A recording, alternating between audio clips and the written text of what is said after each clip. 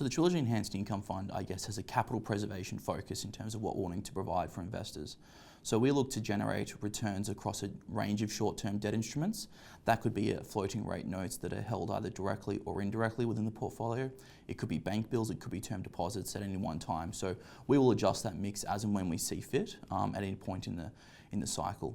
The other 35% within the portfolio is exposed indirectly to a real estate asset exposure, real estate debt exposure, which is the Trilogy Monthly Income Trust, and that has a focus of providing first mortgage security with construction funding to developers up and down the east coast of Australia.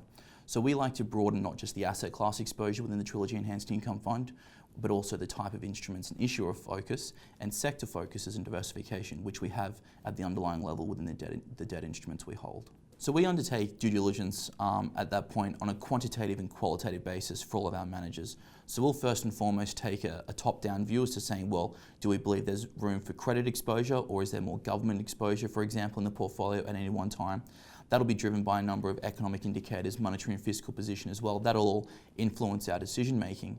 But in terms of undertaking that due diligence on investors and the investment manager, we'll go through a process at looking at the past performance of that investment manager. We'll be looking at the credentials of the key individuals within that manager.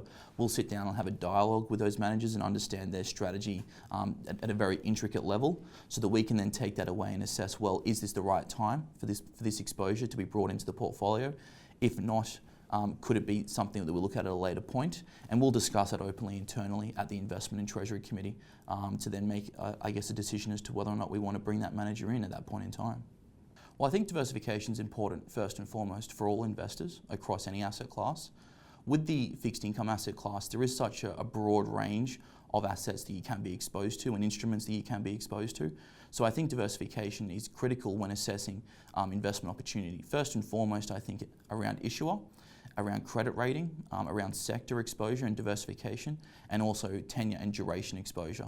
So not being exposed to a certain one length of time or duration risk is key, I think, given where interest rates are at this point in time. You've also got sectors which you don't want to be too overly exposed to, and they do respond differently to different points in the cycle, in the economic cycle, but also in terms of the ratings. We don't want to be rising the risk curve significantly in order to generate returns at any point in time. So being conscious and monitoring that is something which we feel we need to do to be able to keep that balance and risk management and risk mitigant as part of our portfolio, in particular for our Trilogy Enhanced Income Fund strategy.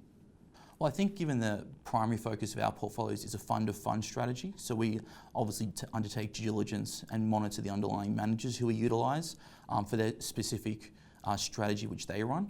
We are very cognizant of the sectors and the issuers they are exposed to under their mandates, and we're obviously not wanting to sit there and broaden ourselves to a large pool of corporate illiquid debt, if at any one time it was, if we saw the returns able to be generated across major and non-major bank senior debt.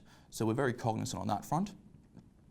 With respect to any other sector or diversification we look at, we're not here trying to play the interest rate game in terms of looking at where rates are going to go at any one time. We want to let our managers make that decision if they choose to, but again, we first and foremost want to see diversification in an issuer and at a sector level in order to be able to generate that return to investors.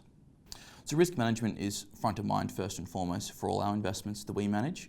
With our risk management approach for the Trilogy Enhanced Income Fund, we look to, as part of that, diversify our underlying exposure across managers and also across underlying securities we're exposed to.